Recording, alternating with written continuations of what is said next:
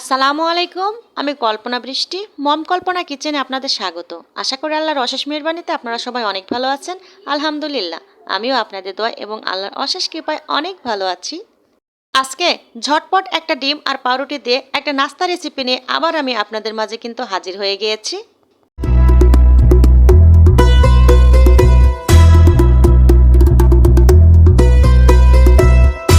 ডিম পাউরুটির নাস্তা বানাতে চলুন কি কি উপকরণ থাকছে ঝটপট একবার দেখে নিই। প্রথমে আমি এই যে এখানে নিয়ে নিয়েছি 5 থেকে 6টা পেঁয়াজ, চিকন চিকন করে আমি কিন্তু একেবারে কুচি কুচি করে নিয়ে এসেছি। এবার আমি দিয়ে দিয়েছি 2টা কাঁচামরিচ কুচি। এবার দিয়ে দেব 1 চামচ আদা কুচি, আধা চামচ দিয়ে দেব গোটা জিরা গুঁড়া, আবারও আধা চামচ দিয়ে দেব কালো জিরা। এই যে দেখুন আমি দিয়ে দিচ্ছি। এ পর্যায়ে এসে দিয়ে দেবো 1 চামচ মতো ধনে আমি ভেজে কিন্তু ক্রাশ করে নিয়েছি। এবার দিয়ে দেবো ছোট চামচের 1 চামচ এই যে শুকনো মরিচের গুঁড়া, তারপরে আধা চামচ হলুদের গুঁড়ো, আর এখানে দিয়ে দেবো আমি গরম মশলার গুঁড়া আর চাট মশলা আমি এক জায়গায় করে নিয়ে নিয়েছি। তারপরে দিয়ে দেবো স্বাদ মতো লবণ, লবণটা স্বাদ মতোই দিতে হবে। এ পর্যায়ে এসে পেঁয়াজটাকে প্রত্যেকটা কিন্তু মশলার সঙ্গে ভালোভাবে মিশিয়ে একেবারে সুন্দর করে কিন্তু মাখিয়ে নিতে হবে। সব মশলাগুলো পেঁয়াজের সঙ্গে কষলিয়ে কষলিয়ে সুন্দরভাবে কিন্তু পেঁয়াজ থেকে পানি বের করে নিয়ে আসতে হবে। এই তো হয়ে গিয়েছে আমার মশলাগুলো সুন্দর করে মাখানো। পর্যায়ে এসে আমি 2টা কিন্তু পাউরুটির টুকরা নিয়ে নিয়েছি। এখানে কমাতে এবং বাড়াতেও পারেন, 2টাও নিতে পারেন, 3টাও নিতে পারেন, কোনো সমস্যা নেই। এবার আমি এই যে বলটাতে আমি পানি নিয়ে নিলাম। পানির কোনো লিমিট নাই, যতটুকু নিতে পারেন কোনো সমস্যা নেই। এবার আমি পাউরুটির টুকরোগুলো একে একে দেব, এক পাশ ও পাশ আমি ভিজিয়ে নেব আর সঙ্গে সঙ্গে তুলে নেব, তা না হলে খুব বেশি ভিজে গেলে কিন্তু নরম হয়ে যাবে। এই যে দেখুন আমি কিভাবে এপাশ ও পাশ একটু ভিজে কিন্তু উঠিয়ে নিচ্ছি, তারপরেও কিন্তু নরম হয়ে গিয়েছে।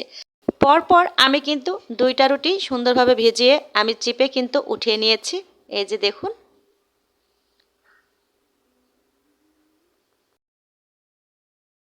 এবার আগে থেকে যে পেঁয়াজ আর মশলাগুলো আমি মাখিয়ে রেখেছিলাম তার ভেতরে একটা ডিম দিয়ে দিলাম। এই যে দেখতেই পাচ্ছেন, ডিমটা দেওয়ার পরে ভালোভাবে পেঁয়াজটাকে সুন্দর করে কিন্তু আবার মিশিয়ে নিতে হবে। মেশানোর পরে আমি এই যে ভিজিয়ে নেওয়া যেই পাউরুটিটা আমি দিয়ে দিলাম পেঁয়াজের ভেতরে, দিয়ে আবার সুন্দর করে একেবারে মিক্সড করে নিতে হবে। যেমনভাবে আপনার ইচ্ছে তেমনভাবেই কিন্তু মাখিয়ে নিতে পারেন। এই যে সবটা সুন্দরভাবে কিন্তু মিশিয়ে গেছে। সব উপকরণ একসাথে মাখানো শেষ। এবার চলে যেতে হবে কিচেনে।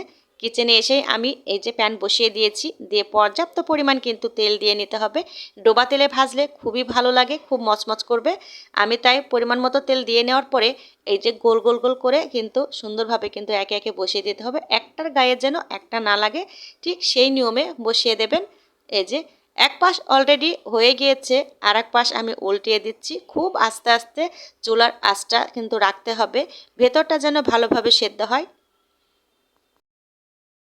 একটু পরে পরেই এপাশ ওপাশ করে ভালোভাবে আস্তে আস্তে নাড়াচাড়া করে কিন্তু উল্টিয়ে পাল্টিয়ে ভেজে নিতে হবে।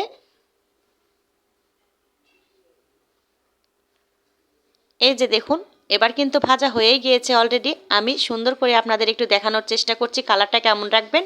এই যে দেখুন, খুব সুন্দর কিন্তু একটা কালার এসেছে। এই যে এবার আমি সবগুলো তেল ঝরিয়ে কিন্তু উঠিয়ে নেব। এই যে দেখুন কত সুন্দর কিন্তু কালারটা এসেছে, দারুণ লাগছে তাই না?